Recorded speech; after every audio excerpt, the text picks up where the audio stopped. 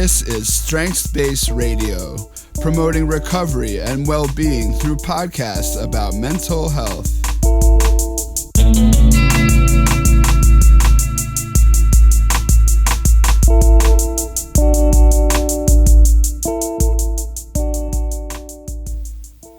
Welcome back to Strengths-Based Radio's series on Zen Buddhism and Mindfulness.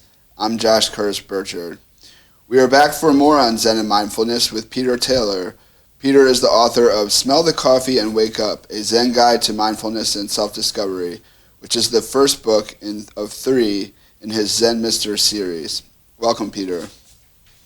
Thank you, Josh. Today we're going to talk about your chapter, Using Zen, which is from your essay, Using Zen, which is from your first chapter called Suffering. First, Peter, would you read that chapter for us? Sure. Using Zen. One confusing thing about Zen is that it tells you to be things that you are not. Be happiness, be the universe, be the ball, be the bell. That kind of thinking does not help you when you are struggling with a broken heart or worried about what tomorrow may bring. Zen gets even more confusing about tomorrow. In Zen, tomorrow doesn't exist. Yesterday doesn't exist. There is only now. What if now sucks? Now is so bad, then Zen can be helpful. There are 2 parts to Zen, theory and practice. The practice of Zen is meditation. Regular meditation will make you feel better. If you were able to meditate every day for 20 minutes when you wake up and 20 minutes before you go to sleep, your life would improve within 6 months, maybe sooner. If you are not ready to meditate, the theory of Zen can also help you feel better. Zen acknowledges that life consists of suffering. If you are suffering, then Zen meets you where you are. Zen lets you suffer. Zen teaches you to feel compassion for your suffering. It teaches you that you are not alone in your suffering. We are all suffering. Zen teaches that thinking causes your pain and sadness. This information can be very useful. Many people think that their pain is caused by their miserable circumstances.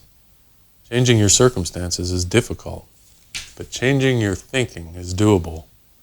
To change your thinking, you can consider the confusing Zen claims such as you are one with the universe. Life is only what you think it is, but it is not what you think it is.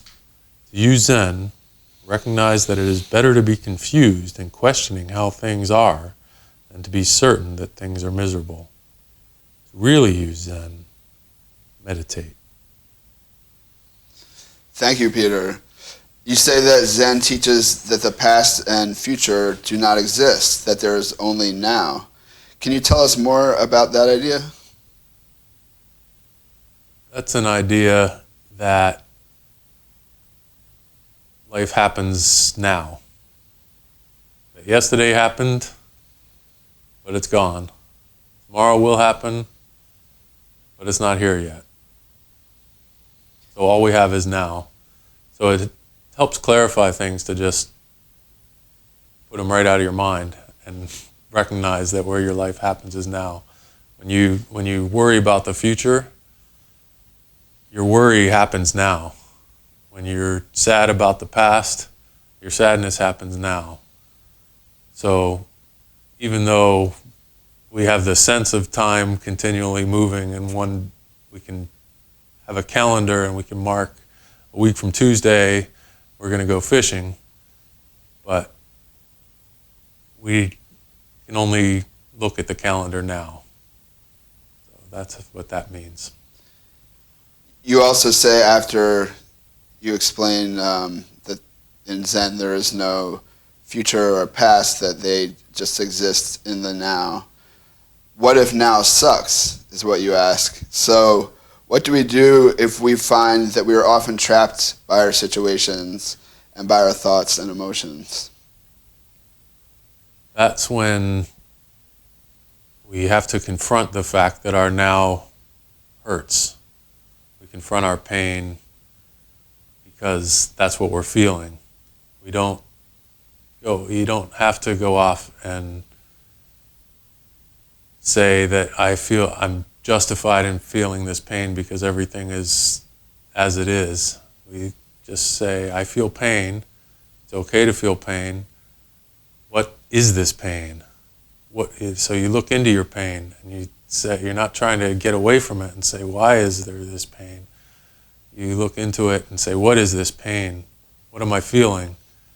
And that gives you a new perspective, because we're habitually used to trying to find pleasure and avoid pain. So when now sucks, we tend to not be in the present. We try to leave the present. But if we recognize that now sucks, that we're having a rough experience, then we can start to deal with that experience. That's where we are, so that's where we start our journey from. So that's why it's really important to recognize that now sucks. You're like, okay, this is where I start. I start from now sucking. Let's see what happens. What can I do with this situation?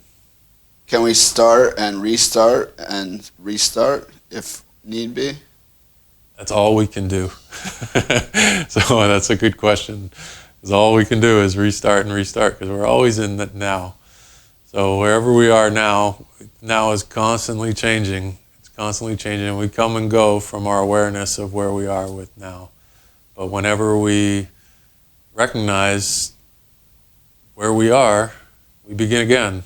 Fresh start. We're right here, right now, and we go from here.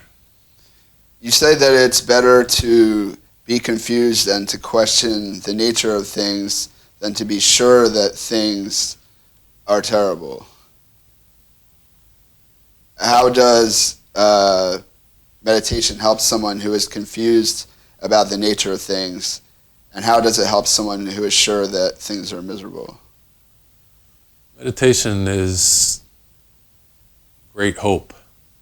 The fact that you sit down to meditate, that you're going to say, I'm going to sit here and meditate, you're declaring your hope in the goodness of life. You're saying that there is goodness beneath all of this, and if I sit here, I will be part of that goodness. So meditation puts you bravely, it's a bold thing to do, that you sit with your full dignity of a human being and in your full dignity of your body, exactly where you are, just facing the present moment. And when you can face the present moment and see the present moment, it is a good thing. Thank you very much, Peter. We look forward to the next chapter. Thank you, Josh.